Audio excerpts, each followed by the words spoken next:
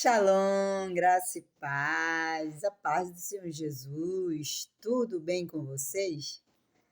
E vamos mais um vídeo da maratona do livro de Provérbios, capítulo 31, que nós estamos estudando. E hoje nós vamos estudar sobre o versículo 12, que diz o seguinte: ela lhe faz bem e não mal, todos os dias da sua vida. Eita glória! Aleluia! Aqui fala que essa mulher, ela não faz mal algum ao seu esposo. Ela faz, pelo contrário, ela faz bem todos os dias. Gente, você sabe o que é todos os dias? É todos os dias.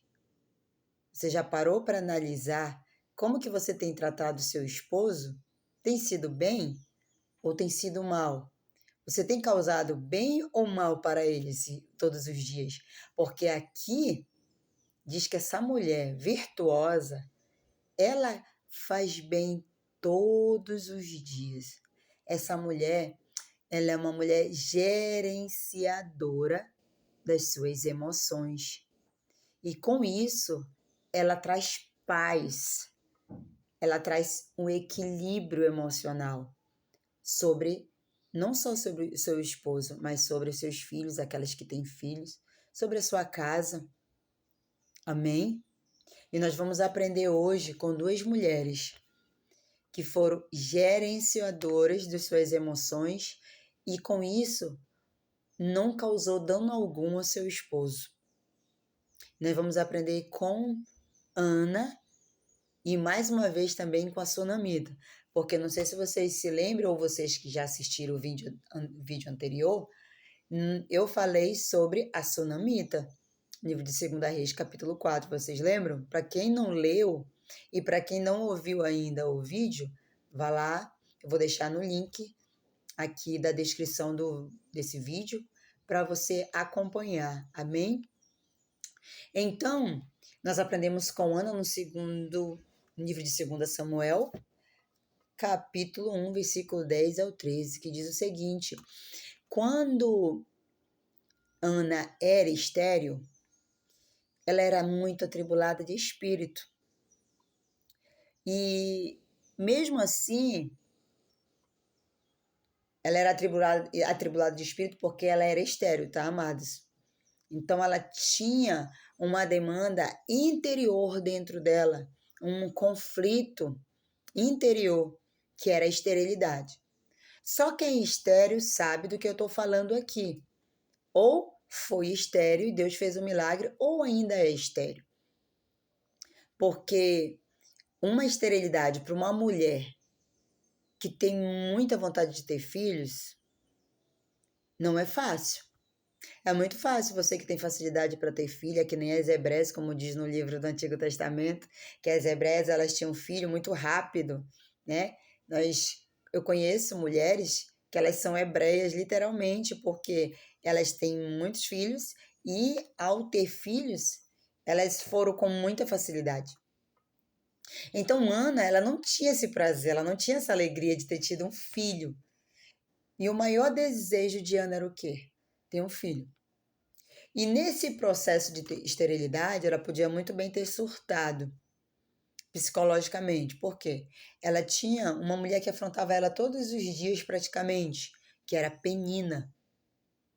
Porque Penina era outra mulher de Elcana, que era o esposo de Ana, e ela já tinha filhos. Então ela zombava de Ana. Então já tinha um motivo, a afronta. Segundo motivo, Elcana chegou até Ana e disse o seguinte: não sou eu melhor do que 10 filhos para ti? Gente, ela sabia com certeza e convicção que ela tinha um amor do seu esposo, porque a palavra de Deus diz que ele ia sacrificar todos os anos e ele dava a maior parte para Ana. Então Ana sabia que ela era amada. Ela sabia que ela era a mais amada por ele do que Penina. Mas só que Ana não queria só o amor dele, ela queria gerar um filho do seu amor também. E ele pegou e falou isso. Ela poderia ter feito o quê? Surtado também, falado algo do tipo, né? se estressado com ele, falado: poxa, você não é nem sensível comigo, eu quero gerar um filho para você, eu quero gerar um filho de ti, que te amo. Ela podia ter retrucado. Mas o que ela fez? Ela não falou nada. Não falou nada para a Penina, que afrontava, e não falou nada para o seu esposo. Ela foi falar no altar. Ela entregou tudo no altar. Ela entregou a sua esterilidade. Ela entregou as suas afrontas. Ela entregou até a insensibilidade do seu esposo. Com certeza, eu estou conjecturando, com certeza ela deve ter entregue ao altar. E quando ela foi entregar, para completar, o sacerdote ali chama ela de mulher embriagada. Diz que ela está tomada do vinho. Só que ela, como ela gerenciava as suas emoções, ela disse: meu senhor, eu não estou embriagada, eu não bebo. Eu sou uma mulher atribulada de espírito. E explicou para ele. E pelo fato, eu creio eu, gente, pelo fato de ela ser essa mulher, o que ela teve? O favor de Deus. Porque depois que ela falou para ele falou: vai em paz e que te suceda a tua petição. Que o Senhor te suceda a tua petição. Ele quis dizer que Deus te deu um filho. Que Deus faça você gerar esse milagre. Que Deus te tire dessa esterilidade que te aflige, que aflige a tua alma, que deixa o teu espírito atribulado. Então, Ana, ela não descarregou sobre a vida do seu esposo Elcana. Ela não afrontou ele. Ela não desrespeitou. Quantas mulheres, amados, que têm os seus conflitos, porque Ana tinha esse conflito interior, isso era interno. E eu meditando nessa palavra é algo muito interessante, porque Elcana não iria resolver a esterilidade de Ana, porque o problema não estava em Elcana, não era ele que tinha problemas, era ela que tinha esterilidade, então o problema estava nela. E se você lê no início, quem cerrou a madre de Ana foi Deus. E quantas mulheres que têm algo cerrado na sua vida, algo cessado, algo paralisado, algo que não frutifica, e elas descarregam simplesmente as suas emoções e vomitam no seu esposo, como se ele fosse o problema. O problema não é nele, o problema está nela. Que esse problema que está dentro dela, quem pode resolver é o Pai. É o Pai Celestial. Mas não, nós vemos mulheres muito tolas que falam: se tu não fizesse isso, por que tu não faz isso, por que tu não faz aquilo? Elas querem que eles dêem um jeito naquilo que só Deus pode dar. E com isso causa muitos BOs dentro do seu casamento, do seu relacionamento. Traz essas toxinas, né? Como diz no livro de Cantares, aves de rapina, as raposas e as raposinhas. As raposinhas são essas. Às vezes esses conflitos que não se resolvem, aí vai minando o seu casamento, aí você vai trazendo toxina, e vai afrontando seu esposo, vai desrespeitando, e aí isso vai envenenando todo o seu relacionamento. Por falta de sabedoria, porque você não sabe gerenciar as suas emoções, os seus conflitos internos, não sabe se autoanalisar. Não para e analisa. Não, isso aqui só quem pode resolver é Deus. O meu esposo não vai resolver. Por que eu estou descarregando sobre ele? Mas não. Nós vemos mulheres muito tolas que fazem mal todos os dias para o seu esposo. Elas fazem questão de fazerem mal a eles, de colocar eles para baixo, de denegrir a imagem deles, de ofuscar o sacerdócio dentro de casa. Elas querem ser a estrela, elas que mandam, elas que conseguem. E o sacerdócio ofuscando, sendo ali, sabe, elas assumindo o papel de sacerdotes às vezes, E às vezes o esposo fica olhando assim, cara, para que que eu sirvo aqui nesse casamento? Para que que eu tô nessa casa? O que que eu sou nesse casamento? Nada. Por que que eu estou nesse relacionamento? Porque mulheres fazem isso, infelizmente. Fazem mal. Eu conheço mulheres tolas, né? Que têm prazer de fazer mal para os seus esposos. Prazer de colocar ele para baixo. Elas se acham melhor do que eles e ganham mais do que eles. E ele fica ali igual um banana, né?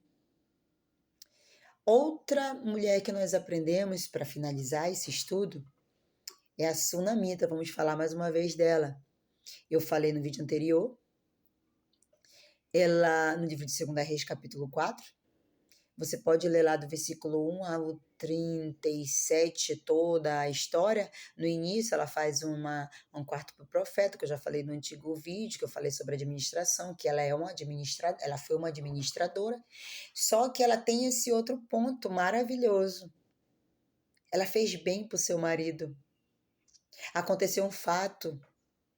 Gente, às vezes acontece cada fato de família que você ouve assim, meu Deus, como é que vai ser resolvido isso? Aconteceu um fato com ela. O profeta que ela abençoou com um quarto, ele profetizou um filho para ela. E ela ainda disse assim: não mintas para mim, porque meu esposo já é de idade, avançado de idade. Mas se cumpriu o que o profeta profetizou. Aquela mulher era uma mulher que tinha recursos financeiros. Não faltava nada para ela a não ser um filho. E Eliseu procurou saber o que faltava a ela. Então foi quando ele profetizou o filho e o filho nasceu. E esse filho, o que acontece? Sente uma dor de cabeça enorme, ele estava com o pai. Quando ele começou a sentir essas dores, ele pega e manda o servo dele levar para a esposa, para a sunamita. Leve o menino até a mãe. E ele levou. Quando levou, chegou até a mãe, até então ele ainda estava só com a dor. Quando foi depois, chegou ao meio-dia, o que acontece? Ele falece, ele morre. A criança morre.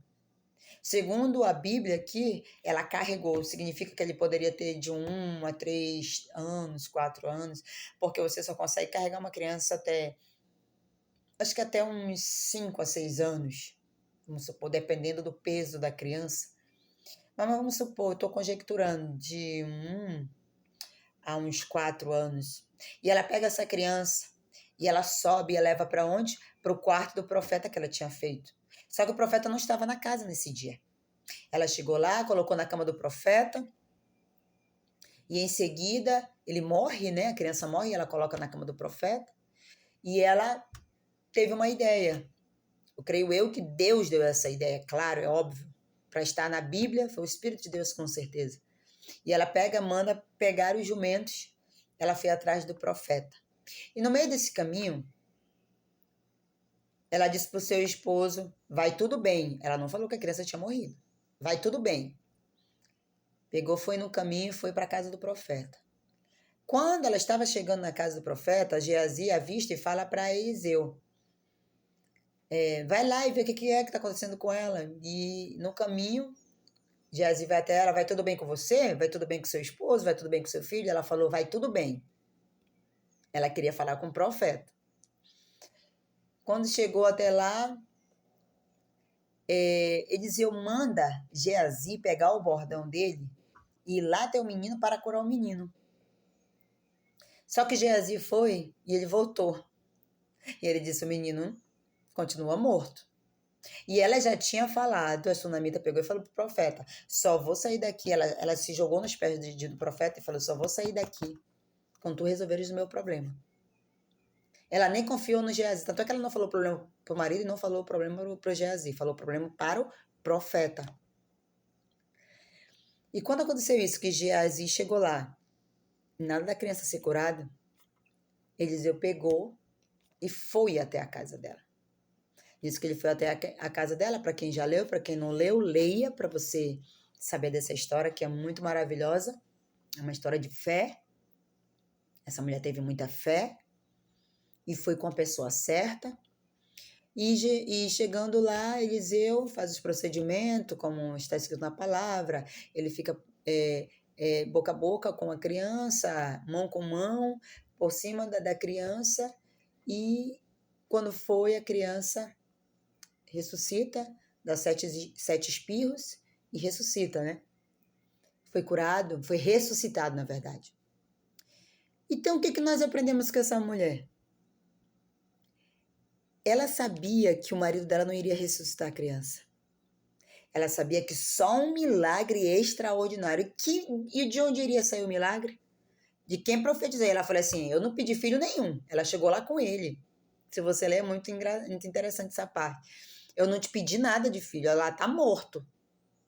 Pode fazer, tipo assim, faz alguma coisa. E haja Eliseu se virar para fazer a criança ressuscitar. E então, ela resolveu o problema porque ela foi com quem era de direito. Às vezes, tem problemas que você tem que levar ao médico, você vai fazer a sua parte, vai para a medicina. Mas só que quando a medicina não resolve, você vai para o Papai do Céu. Então não diga para o seu esposo, se tu tivesse feito isso, se tu tivesse fazendo isso, se tu tivesse fazendo isso, ia acontecer isso e isso com a criança.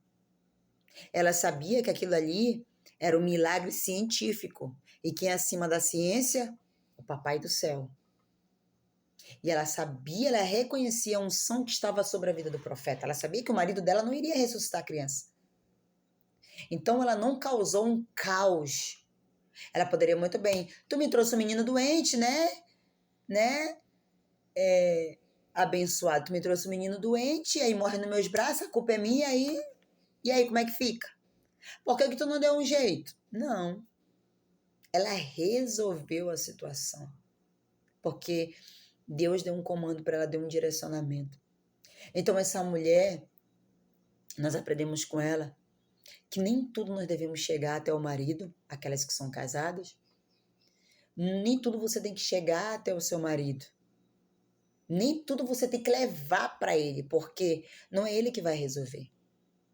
Milagres extraordinários, milagres que é acima da ciência, não é o seu esposo que vai resolver.